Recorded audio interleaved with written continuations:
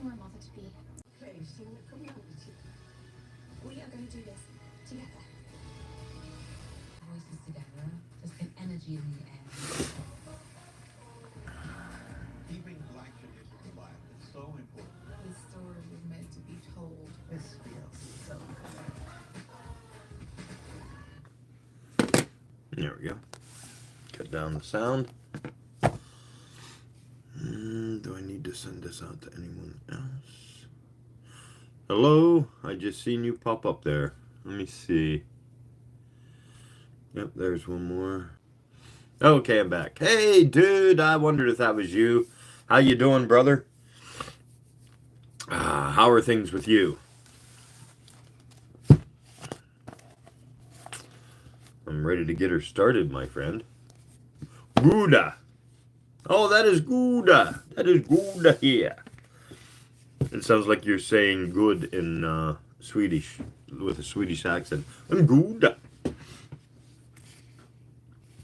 I will be putting up the new videos for the finish this book off. I might do them tonight, depending on how my voice feels after I'm done reading from Callahan's Crosstime Saloon. And so I might finish that one up. I don't know what book I'm going to start after this. I haven't looked. I might just continue to go down the line and just do all the Joseph McCabe books that I have. He has quite a collection of books that he wrote for the Little Blue Book Company. Come on, paper. And let's see. This one I already have up. The Revolt Against Religion, The Origin of Religion, The World's Great Religions, The Futility of Belief in God, The Human Origin of Morals, The Forgery of the Old Testament, Morals in Ancient Babylon, Religion and Morals in Ancient Egypt, Life and Morals in Greece and Rome, Phallic Elements in Religion, Did Jesus Ever Live, The Sources of Christian Morality, Pagan Christs Before Jesus, The Myth of the Resurrection, Legends of Saints and Martyrs, How Christianity Triumphed, The Evolution of Christian Doctrine, The Degradation of Women, Christianity and Slavery, The Dark Ages, New Light on Witchcraft, and then there's just probably another. Oh, am I breaking up? I'm sorry, dude. That sucks. I wonder if I don't have it close enough. Hey, there's E. How's it going, Eli? Thanks for coming in, man. Love and appreciate you. How's your head? For all the new people who are just stopping in, please go and subscribe to my YouTube channel. Am I still breaking up, dude? I'm gonna see if it's me. Okay, sounds good, dude. But yeah, that's just a beginning. That's just a list of the books that Joseph McCabe wrote for the Little Blue Book Company. And there it is. And am I breaking up for you, Last Druid? But there's probably another, let me see, another 5, 6 more that I didn't have listed there. Oh, good for you, Belarus. Well, if the KBG's watching, you let them know that I am fully for Ukraine, and the KGB can go suck a dick. Ate a big fat bag of dicks, KGB. Big fat bag of dicks. But yeah, so I've got, I've got 4 more chapters or 2 more videos left for this one. And then it will be done. And then I'm probably going to see, I have almost all of those. I'll have to see what ones I don't have. But I have almost all of those ones written by Joseph McCabe. And I'm going to see if I can't just do all of them.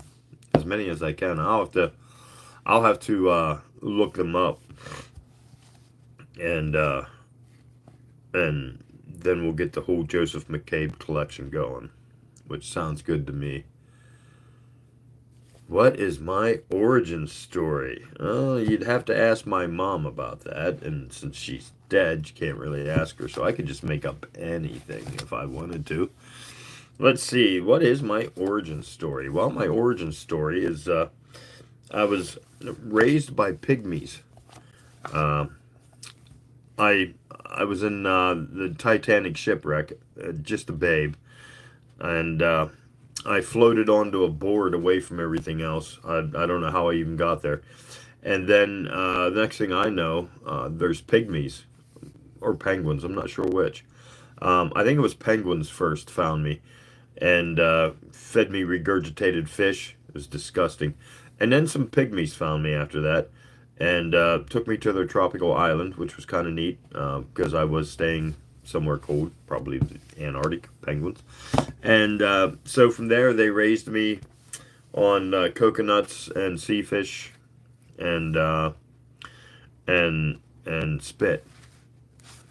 And now I'm here today. So there you go. That's my origin story. All right, what time is it, kids? Is it time to start? Oh, no, 10:05. All right, so, Shondi, since I gave you my origin story, you should go at least subscribe to my YouTube channel. I would greatly appreciate that since I gave you an origin story. Tit for tat. Payment for that. You think it was you, dude? Oh, good. I hope I'm not breaking up anymore. All right, kids, we're going to kick it into gear. We are going to do the Callahan's Crosstime Saloon. But first, I'm going to medicate the brain. And I'm still using, I think it's the watermelon rancher, something like that. It was a 3 gram deal, so.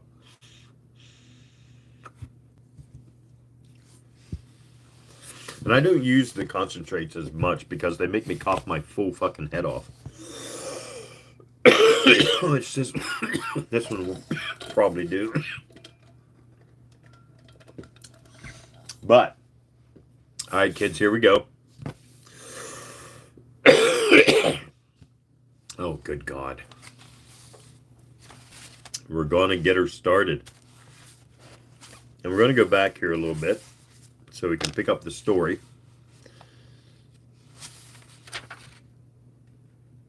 Okay, so we're going to go back here just a hair. And we're going to pick up where we left off. So here we go. Callahan's Crosstime Saloon. We left off on page 37 last week. So we're going to backtrack just a tad so we can figure out what this sentence is about. All right, so here we go. This time, the whole place broke up, and Doc Webster almost lost his tonsils trying to whoop and swallow at the same time. Fast Eddie tried to swing into "Don't make me promises you can't keep," but was laughing so hard he couldn't find the keys, and a barrage of glasses hit the fireplace from all around the room, which was fine for the catharsis, but as the laughter trailed off, we realized that this catharsis was not enough for Tom Hauptmann. As his impassioned words sank in, it began to dawn on all of us that we had adapted to an awful lot in 10 years. And in some crazy way, this confrontation with a man who was forced to try and swallow a whole new world in one gulp seemed to drive home to all of us just how imperfectly we had adapted ourselves. You know, Long Drink drawled in the sudden silence, the little man has a point. Been a lot going on lately. It occurs to me, Tommy Jansen said softly, that 10 years ago, I'd never heard of the word heroin. And he gulped at his beer. 10 years ago, Doc Webster mused, I thought that heart transplants were the province of science fiction writers. 10 years ago, Slippery Joe breathed wistfully. I was single. I was thinking that 10 years ago I wore a crew cut and listened to Jerry Lee Lewis and Fats Domino. Christ, I said, as the impossible burst over me. Nobody'd ever heard of the Beatles in 1963. The whole electric sound, the respectability of rock and its permeation of all other forms of pop music had taken place while Hauptmann was rotting in his cell, listening to his fingernails growing. What must the music of today sound like to him? Jim McGinnon of the Byrds had pointed out in the late 60s that the Beatles had signaled a change in the very sound of music. He compared pre-Beatles music to the bass roar of a propeller plane and the ensuing post-Beatles rock to the metallic whine of a jet engine. From what I hear on the radio, it seems that we're already up to the transonic shrieking of a rocket exhaust, and Hauptmann was getting it all at once, from Paul Anka to Alice Cooper in one jump. Why, the sartorial and tonsorial changes alone were enough to boggle the mind. We all stared at him, thinking we understood. But he looked round at us and shook his head and took another drink. No, he said, you still don't understand. What you are all just beginning to see is what I would, if I were a science fiction writer, call the time traveler's dilemma. Future shock. I believe they're calling it now. But my problem is the time traveler's second dilemma. Transplant shock. You see, you're all time travelers too, traveling through time at a rate of 1 second per second. In the past few minutes, you've all been made acutely aware of just how much time you've passed through in the last 10 years. And it's made you think. But I've traveled 10 years all at once. And I don't have your advantages. Strange as this peculiar time is to you, you have roots woven into its fabric. You have a place in it, however tenuous. And most important of all, you have a purpose. Don't you understand? I was a minister. I was charged with responsibility for the spiritual development of other human beings. I was trained to help them live moral lives, to make right choices and difficult decisions, and to comfort them when they needed comfort. And now, I don't even begin to grasp their problems, let alone the new tools that people like me have been given, jury-rigged over the past 10 years to help them. Why, I went to a fellow cleric for advice, and he offered me a marijuana cigarette. I called an old acquaintance of mine, a Catholic priest, and his wife answered the phone. I told her I had the wrong number and I hung up. This whole Watergate affair is no revelation to anyone who was in Pasala in 1963. It's been a long time since I believed Uncle Sam was a virgin, but I used to be in the minority.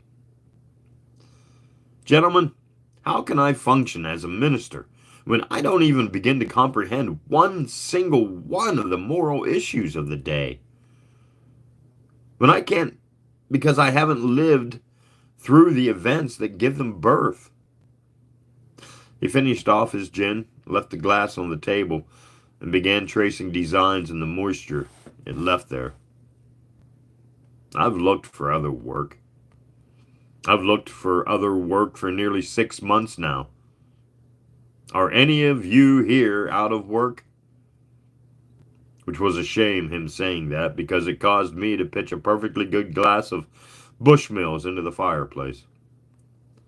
Hauptmann nodded and turned to the red-haired mountain behind the bar.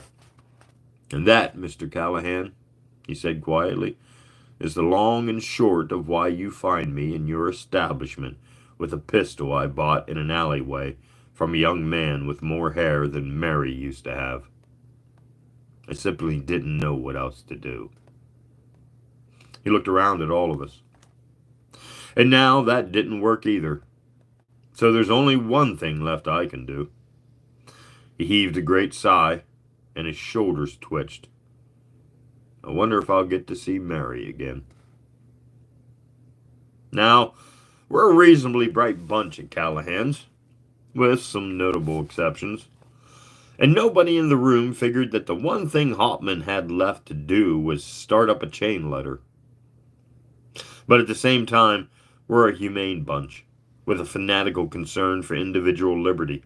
And so we couldn't do any of the conventional things, like try to talk him out of it, or call the police, or have him fitted for the jacket that's all sleeves. Truth to tell, maybe one or two of us agreed with him that he had no alternative. We were pretty shaken by his story, is all I can say in our defense. Because we sat there and stared at him and felt helpless. And the silence became a tangible thing that throbbed in your temples and made your eyes sting. And then Callahan cleared his throat. To be or not to be, he declared in a voice like a foghorn. Is that the question? Like I said, we're a bright bunch. But it took us a second. By the time I got it, Callahan had already lumbered out from behind the bar, swept the pitcher and 3 glasses to the floor, and wrapped the tablecloths round him like a toga. Doc Webster was grinning openly. Listen, you goddamn fathead, Callahan declared in the hokey, stentorian tones of a Shakespearean ham. 'Tis damn well nobler to suffer the slings and arrows of outrageous fortune than to take arms against a sea of troubles. And by opposing, let 'em lick you. Nah, fuck that. His eyes rolled. His huge hands swayed in the air as he postured and orated. Hauptmann stared blankly, his mouth open. Doc Webster heaved himself up onto a chair, harumphed noisily, and struck a pose. Do not go gently into that good night, he began passionately. Suddenly Callahan's place became a madhouse, something like a theater might be if actors tuned up as cacophonously as do orchestras. Everyone suddenly became the ghost of Barrymore, or thought he had, and the air filled with praises of life and courage delivered in the most impassioned, histrionic manner. I unpacked my old guitar and joined Fast Eddie in a rousing chorus of Pack Up Your Sorrows, and I guess among us all, we made a hell of a racket. All right, Callahan bellowed after a few minutes of pandemonium. I reckon that ought to do, gents. I think we took the Oscar. He turned to Hauptmann and tossed the tablecloth onto the floor. Well, Reverend, he growled, can you top that performance? The little minister looked up at him for a long spell, and then he began to laugh and laugh. It was a different kind of laugh than we'd heard from him before. It had no ragged edges and no despair in it. It was a full, deep belly laugh, and instead of grating on our nerves like a knife on piano wire, it made us feel warm and proud and relieved.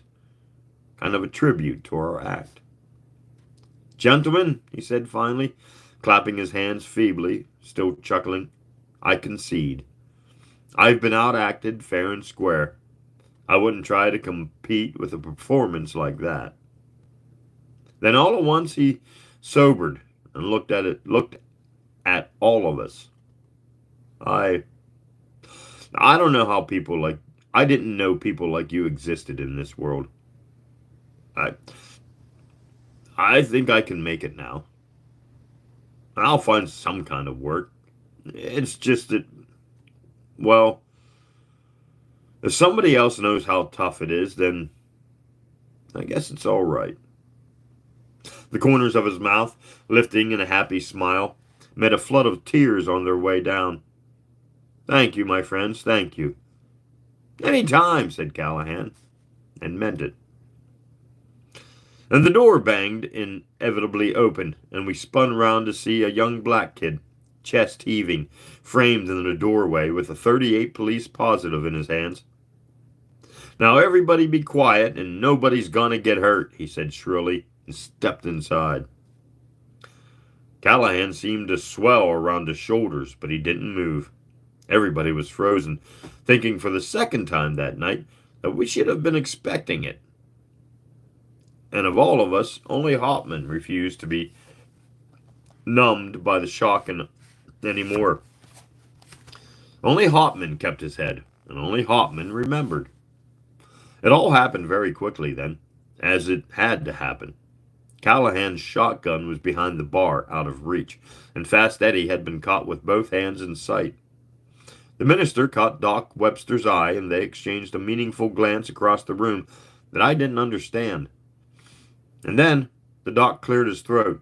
"Excuse me, young man," he began, and the black kid turned to tell him to shut up. And behind him, Hauptmann sprang from his chair, headlong across the room and head first toward the fireplace. He landed on his stomach, and his hands plowed straight into the welter of broken glass. As he reached over on his back, his right hand came round with that big .45 in it. And the kid was still turning to see what that noise behind him was. They froze that way for a long moment. Hauptmann sprawled in the fireplace, the kid by the bar. The two gun muzzles stared on blinking across the room at each other. Then Callahan spoke. "You'll hurt him with a .38, son, but he'll kill you with a .45. The kid froze. His eyes darted around the room, then flung his gun from him and bolted for the door with a noise like a cross between a sneeze and a sob. Nobody got in his way. And then Callahan spoke again. "You see, Tom," he said conversationally, "moral issues never change, only social ones. One thing I'll say for the boys at Callahan's, they can keep a straight face." Nobody cracked a smile as Callahan fed the cops a perfectly hilarious yarn about how the minister had disarmed a thief with a revolver he had only that afternoon taken from a troubled young parishioner. Some of us had even argued against involving the police at all on general principles. I was one of them. But Callahan insisted that he didn't want any gun in his joint. And nobody else really wanted them either. But when I was the proudest of the boys was when the police asked for a description of the thief. None of us had given any thought to that. But Doc Webster was right in there. His dragon in the shower voice drowning out all others. "Description," he boomed. "Hell, nobody was ever easier to describe. The guy was 6'4" with a hooked nose, blonde hair, blue eyes, a scar from his right ear to his chin, and he had one leg. And not one of us so much as blinked as the cop dutifully wrote it down. Perhaps that kid would have another chance. Tom Hauptmann, however, didn't come off so well in the lump department. As one of the cops was phoning in, Long Drink called out, "Hey, Tom, one thing I don't understand. That cannon you had was in the fireplace for a good hour or so. And that hearth is plenty warm, even when the fire's been out a while. How the hell come none of the cartridges went off?" The minister looked puzzled. "But I have no idea. Do you suppose that..." But the second cop was making strangling sounds and waving the .45. At last, he found his voice. "You mean you didn't know?" He looked at him. He tossed the gun at Callahan, who one-handed it easily, then suddenly looked startled. He hefted the gun and his jaw dropped. "There's no clip in this gun," he said faintly. "The damn thing's unloaded." And Tom Hauptmann fainted dead away. All right. Time for a hydration because cotton mouth. Tom fainted. Little minister. And some hydration, or medication. And if you're new, please go subscribe to my YouTube channel. I'd really appreciate that. And then come back.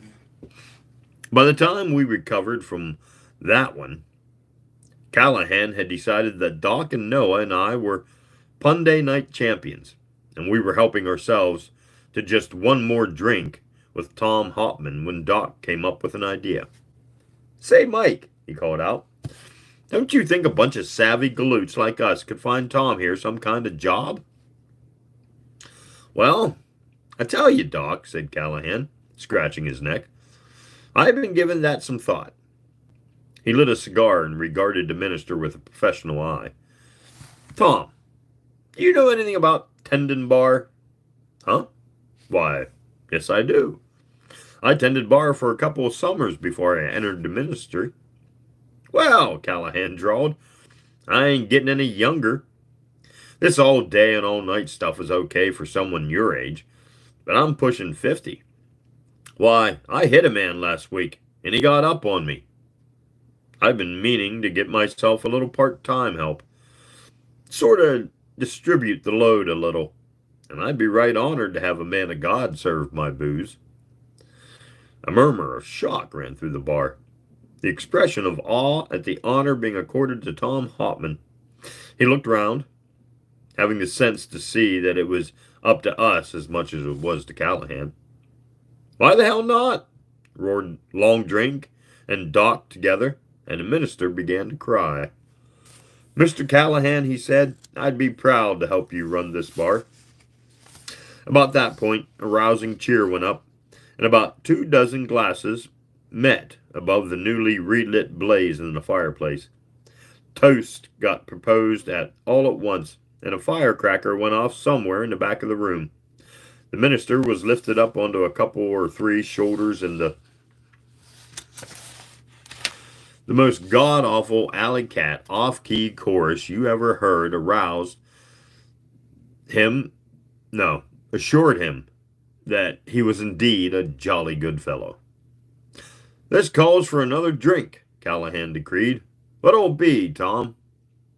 "Well," the minister said diffidently, "I've had an awful lot of gin, and I really haven't got back into training yet. I think I'd better just have a horse's ass." "Reverend," said Callahan, vastly chagrined, "whatever it is, you're going to get it on the house, because I've never heard of it." All around the room, conversations chopped up in mid-sentence as the news was assimilated. The last time in my memory when Callahan got taken for a drink was in 1968, when some joker in a pork pie hat asked for a Mother Superior. Turned out to be a martini with a prune in it, and Callahan, by God, went out and bought a prune. Hopman blinked at the commotion he was causing, finally managed, "Well, it won't set you back very much. It's just a ginger ale with a cherry in it." He paused, apparently embarrassed, and continued, just a shade too diffidently. "You see, they call it that because anyone who ordered one is a horse's ass." Chorused a dozen voices with him, and a shower of peanuts hit him from all over the room.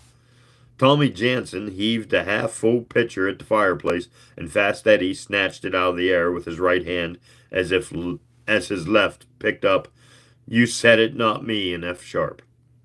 Hopman accepted his drink from Callahan, and he had it to his lips before he noticed the remarkably authentic-looking plastic fly which Callahan had thoughtfully added to the prescription. The explosion was impressive, and I swear ginger ale came out of his ears. "Seemed like a likely place to find a fly," said Callahan loudly, and somehow Fast Eddie managed to heave the pitcher at him without interrupting the song. Callahan fielded it deftly and took a long drink. "That's what I like to see," he boomed, replacing his cigar in his teeth. "A place that's merry." That's the end of chapter 2. The Time Traveler's Dilemma.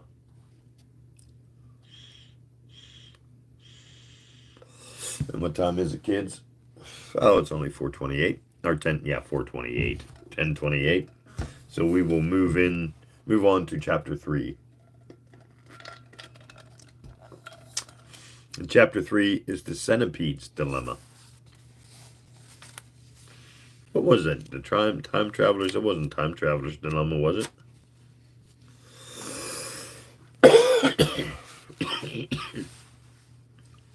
What in Lord's name was the name of the last chapter? If my mother and your mother were hanging up clothes, and my mother punched your mother right in the nose, what color would the blood be? Anybody remember that? Chapter 3, the time traveler. It was just a time traveler. It could have been a time traveler's dilemma, but it was just a time traveler. So, okay, so here we go. The centipede's dilemma, chapter 3. What happened to Fogarty was a classic example of the centipede's dilemma. Served him right, of course, and I suppose it was bound to happen sooner or later, but things could have gone much worse with him if he hadn't been wearing that silly hat. It was this way. Fogarty came shuffling into Callahan's place for the first time on the night of the 3rd annual darts championship of the universe. An event by which we placed much store at Callahan's, and I noticed him the moment he walked in. No great feat. He was a sight to see. He looked like a barrel with legs, and I mean a big barrel, on its side. On top of this abundance sat a head like a hastily peeled potato, and on top of the head sat, or rather sprawled, the most ridiculous hat I'd ever seen. It could have passed for a dead zeppelin, floppy and disheveled, a villainous yellow in color. From the moment I saw it, I expected it to slide down his face like a disreputable avalanche. But some mysterious force held it at his eyebrow level. I couldn't estimate his age. Callahan served him without blinking an eye. I sometimes suspect that if a pink gorilla walked into Callahan's on fire and ordered a shot, Callahan would ask it if it wanted a chaser. The guy inhaled 3 fingers of gin in as many seconds, had Callahan build him another, and strolled on over to the crowd with the dartboard where Long Drink McGongle and Doc Webster were locked in mortal combat. I followed along, sensing something zany in the wind. Some of us at Callahan's are pretty good with a dart. Consequently, the throwing distance is 30 feet, a span which favors brute strength but requires accuracy along with it. The board is a 3-foot circle with a headshot of a certain politician on its face. Concentric circles of 50, 40, 20, 10, and 1 point each superimposed over his notorious features. When I got to where I could see the board, Doc Webster had just planted a dandy high on the right cheek for 40, and Long Drink was straining to look unconcerned. "What's the stakes?" the guy with the hat asked me. His voice sounded like a '54 Chevy with bad valves. "Quarts of scotch," I told him. "The challenger stakes a bottle against the previous winner's total. Last year, the doc there went home with 6 cases of Peter Dawson's." He grunted, watched the doc notch an ex-presidential ear, then asked how he could sign up. I directed him to Fast Eddie, who was taking a night off from the piano to referee, and kept half an eye on him while I watched the match.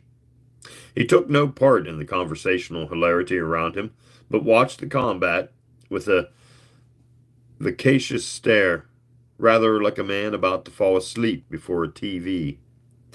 It was reasonably apparent that wit was not his long suit. Doc Webster won the match handily, and the stein that Long Drink disconsolately pegged into the big fireplace joined a mound of broken glass that was mute testimony to Doc's prowess. One of my glasses was in that pile. About a pound of glass later, Fast Eddie called out, "Dink Fogarty," and the guy with the hat stood up. The doc beamed at him like a bear being sociable to a hive, and offered him the darts. They made quite a pair. If Fogarty was a barrel, the doc is what they shipped the barrel in, and it probably rattled a lot. Fogarty took the darts, rammed them together, point first, into a nearby tabletop, and stood back smiling. The doc blinked, then smiled back and toed the mark. Plucking a dart from the tabletop with an effort, he grinned over his shoulder at Fogarty and let fly. The dart missed the board entirely. A gasp went out from the crowd, and the doc frowned. Fogarty's expression was unreadable. The champ plucked another dart, wound up, and threw again. The dart landed in the fireplace 15 feet to the left with a noise like change rattling in a pocket. It curved, the doc yelped, and some of the crowd gawped. But from where I stood, I could see that there were 4 men between Doc Webster and the fireplace, and I could also see the beginnings of an unpleasant smile on Fogarty's thick features.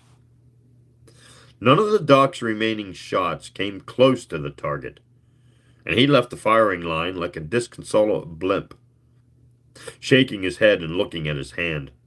Fogarty took his place, and without moving that absurd hat, selected a dart. Watching his throw, I thought for a second the match might turn out a draw.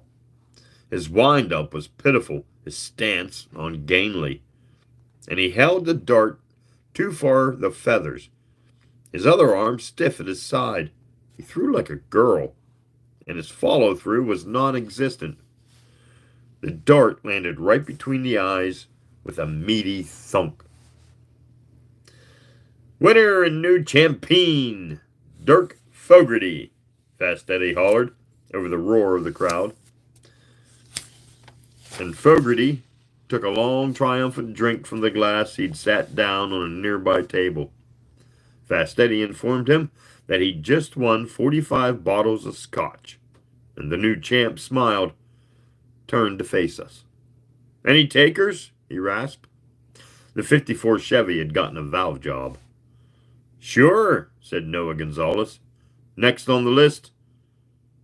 "Be damned if you'll take us for 3 dozen bottles with one throw." Fogarty nodded agreeably, retrieved his dart from the target, and toed the mark again. And with the same awkward, off-balance throw as before, he proceeded to place all 6 darts in the 50 circle. By the last one, the silence in the room was complete, and Noah's strangled "I concede" was plainly audible. Fogarty just looked smug and took another big gulp of his drink, set it down on the same table. $10 says you can't do that again," the doc exploded, and Fogarty smiled. Fast Eddie went to fetch him the darts, but as he reached the target, "Hold it!" Callahan bellowed, and the room froze. Fogarty turned slowly and stared at the big red-headed barkeep, an innocent look on his pudding face. Callahan glared at him, brows like thunderclouds. "What's the matter, Chief?" Fogarty asked. "Damned if I know," Callahan rumbled, "but I've seen you take at least a dozen long swallows from that drink you got, and it's still full." Every eye in the place went to Fogarty's glass, and sure enough, not only was it full, all the glasses near it were emptier than their owners remembered them. And an angry buzzing began. "Wait a minute," Fogarty protested. "My ends have been in sight every minute. All of you saw me. You can't pin nothing on me." "I guess you didn't use your hands then," Callahan said darkly, and a great light seemed to dawn on Doc Webster's face. "By God," he roared, "a telekinetic. Why, you low-down no-good—" Fogarty made a break for the door, but Fast Eddie demonstrated the veracity of his name with a snappy flying tackle that cut Fogarty down before he covered 5 yards. He landed with a crash before a long-drink McGonagall, who promptly sat on him. "Tell a what?" inquired Long Drink conversationally. Telekinesis. Oh, pardon me, the doc explained. Mind over matter. I knew a telekinetic in the Army who could roll sevens as long as you cared to watch. It's a rare talent, but it exists. And this bird's got it. Haven't you, Fogarty? Fogarty blustered for a while, but finally he broke down and admitted it. A lot of jaws dropped, some bouncing off the floor, and Long Drink let the guy with the hat back up, backing away from him. The hat still clung gaudily to his skull like a homosexual barnacle. That's funny. I'll have to use that someday. You mean you directed them darts with your mind? Fast Eddie expostulated. Nah, not exactly. I make the dartboard want darts. Huh? I can't make the darts move. What I do, I project a state of wanting darts onto the center of the target. Like some kind of magnet, and the target attracts them for me. I only learned how to do it about a year ago. The hard part is to hang on to all but one dart. Thought so, growled Callahan from behind the bar. You make your glass want gin, too, don't you?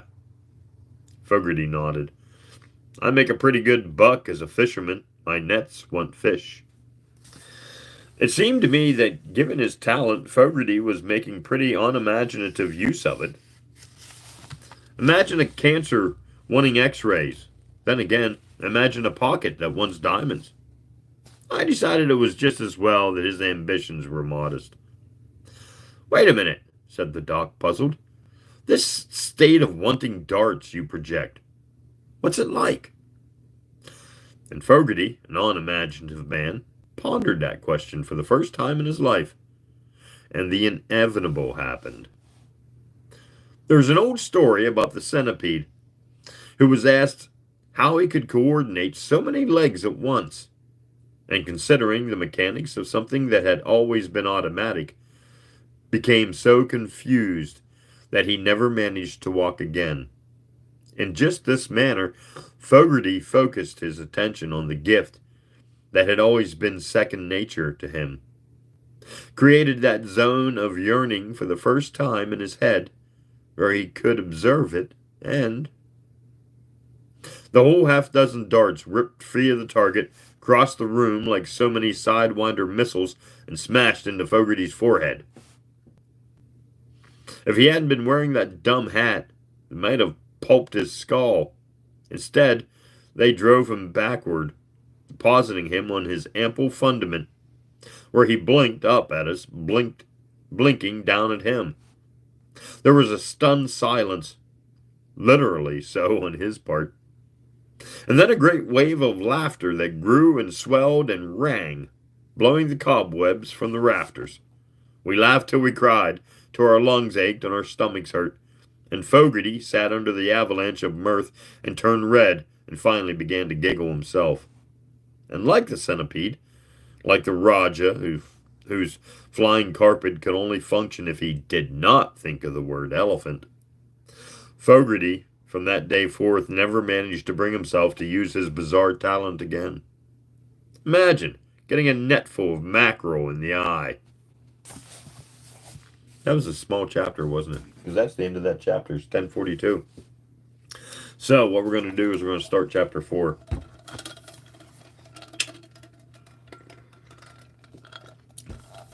I'm not sure how far we'll get. We're not going to get through the whole chapter, but we'll start it. And chapter 4 is titled, Two Heads Are Better Than One. Ba-bam.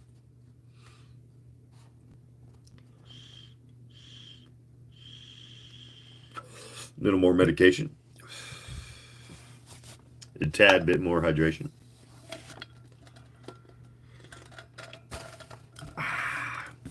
All right. Pardon me. Here we go. Chapter 4. Two heads are better than one. As usual, it was a pretty merry night at Callahan's when the trouble started. I don't want to give the impression that every time us Callahan's regulars, Callahanians, get to feeling good, there's drama around the corner. The reason it seems that way is probably that, barring disaster, merriment is the general rule at Callahan's place. Most of us have little better to do than get happy in another's company, and we're not an unimaginative bunch, so we keep ourselves pretty well amused. Being a Wednesday, it was Tall Tales Night, as opposed to Monday and Fireside Fillmore Sing-Along Night, or Tuesday, which we call Pun Day. Along about 8:30, when most of the boys had arrived, and the level of broken glass in the fireplace was still rather low, Callahan dried his big meaty hands on his apron and cleared his throat with a sound like a bulldozer in pain. "All right, gents," he boomed, and the conversations were tabled for the night. "We need a subject. Any suggestions?" Nobody spoke up. See, the teller of the tallest tale on a Wednesday night gets his drinking money refunded. And most folks like to lie low until they've had a chance to examine the competition and come up with a topper. Not that the first tale told never wins, but it has to be pretty memorable. "All right," Callahan said when no one took the lead. "People, places, or things? We did things last week."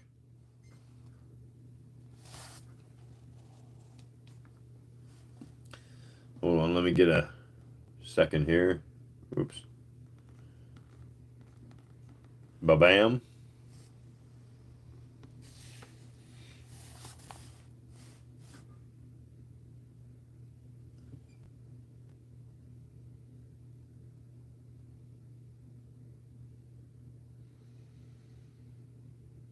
Oh, nice. No, I didn't. I don't know why I didn't see them, dude. They are not on here at all. I wonder why.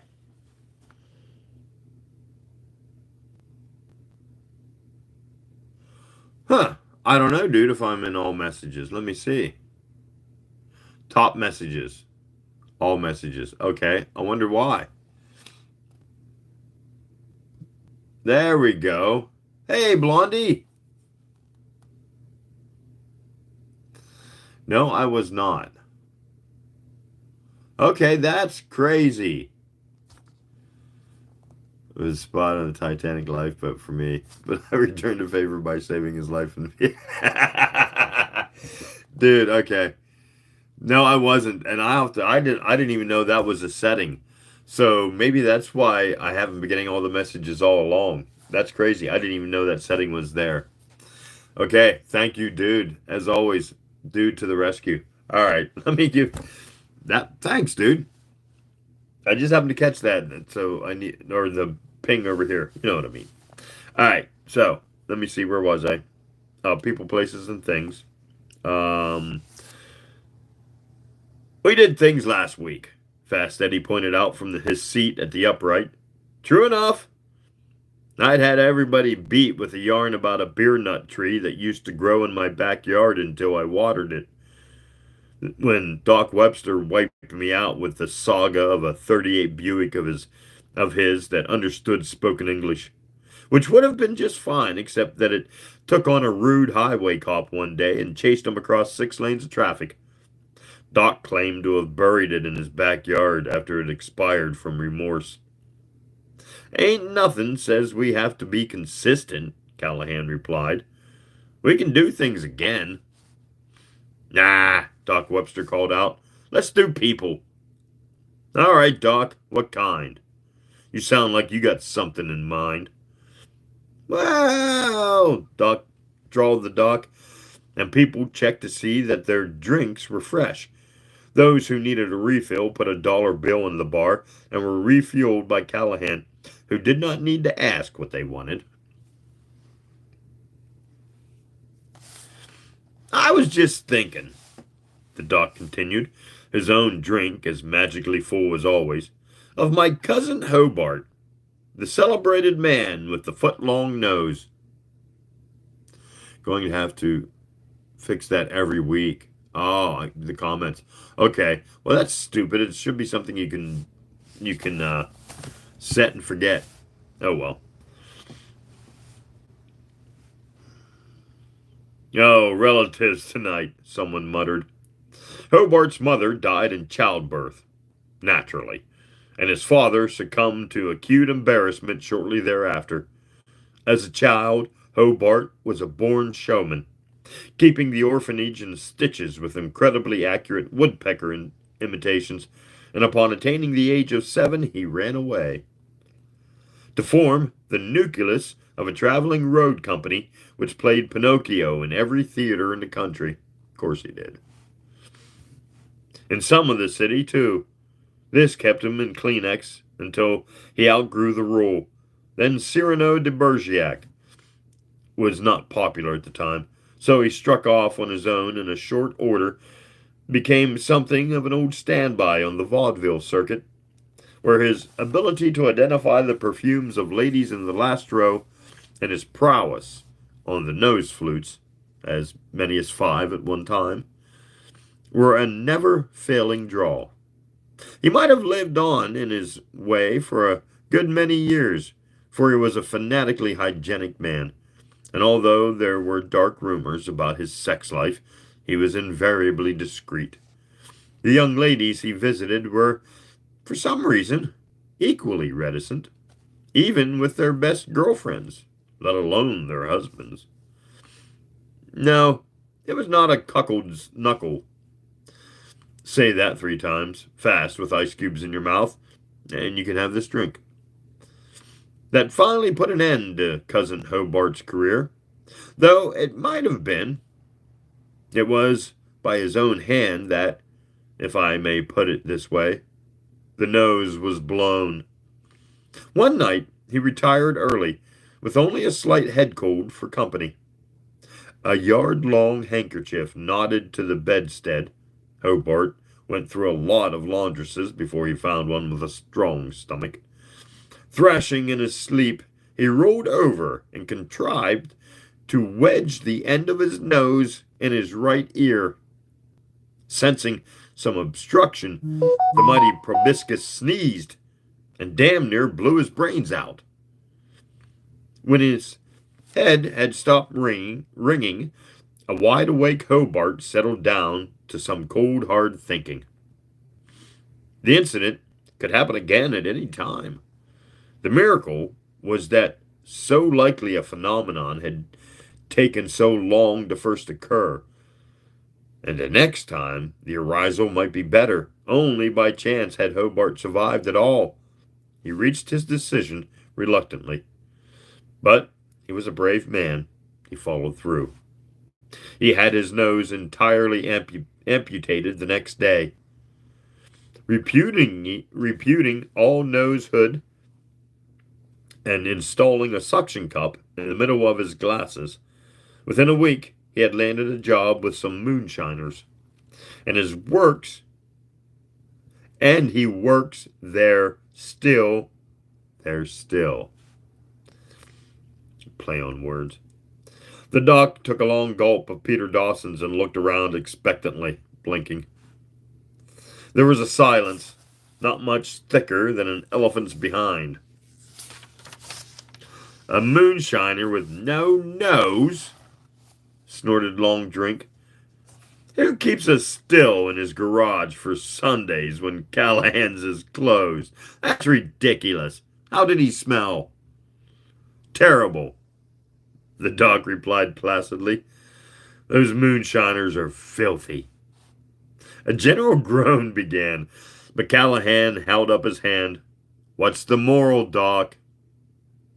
The doc blinked again. No nose is good nose. The sky rained peanuts, and very few missed the doc, his more than ample upholstery making him an excellent target.